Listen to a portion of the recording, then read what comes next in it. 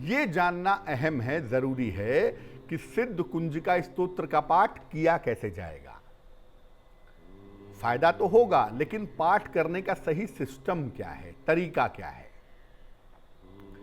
संध्या समय में सूर्यास्त जब हो रहा हो, जिसको गोधूली वेला का समय कहते हैं, उस समय में या रात के समय में 11 बजे से 1 बजे के बीच में अगर आप इसका पाठ करें तो आपके लिए बहुत उत्तम होगा। देवी के सामने घी का एक मुखी दीपक जलाएं। देवी की पूजा में दीपक की सर्वाधिक आवश्यकता होती है, क्योंकि हम मानते हैं कि देवी शक्ति स्वरूपा हैं और अग्नि जो प्रज्वलित होती है, दीपक की जो लौ होती है, वो देवी का प्रतीक है, देवी का जीवंत प्रतीक है। इसलिए प्रकाश की व्यवस्था जरूर करेंगे। देवी के सामने एक दीपक जलाएंगे।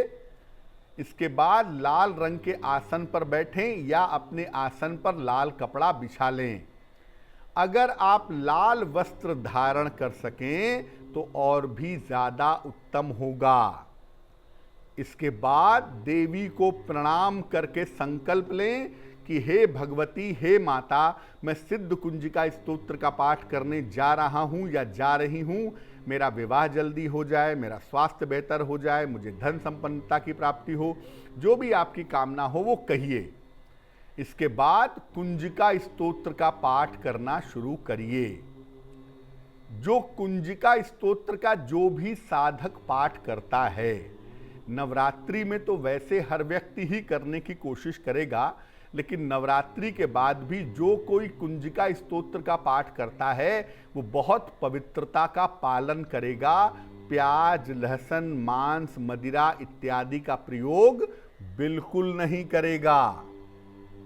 ठीक है ना? क्योंकि सिद्ध कुंजिका स्तोत्र के साथ एक बात समझिए, ये तंत्र की पुस्तक है और तंत्र साधना के जो नियम होते हैं उनका पालन किए बिना तंत्र फलदायी नहीं होता। और ये विद्या तंत्र है, शुभ तंत्र है, इसलिए इसमें शुभता की सख्त आवश्यकता है। मांस, मदिरा, प्याज, लहसुन आदि का प्रयोग ना किया जाए। और इसके बाद जब आप रेगुलरली सिद्ध कुंजिका स्तोत्र का पाठ करेंगे तो आप देखेंगे कि लगातार 15 दिन भी अगर आप पढ़ें तो आप देखेंगे कि इन 15 दिनों में आपका जीवन बदलना शुरू हो जाएगा। तो फिर मैं बता दूं कि अगर आप नवरात्रि में दुर्गा सप्तशती का पाठ नहीं कर पा रहे हैं, किसी भी कारणवश नहीं कर पा रहे हैं, नहीं पढ़ पाते, समय नहीं है, तो ऐसी दशा में नवरात्रि में सिद्ध कुंजिका स्तोत्र का पाठ करने से भी भगवती की, माता की संपूर्ण कृपा प्राप्त होती है।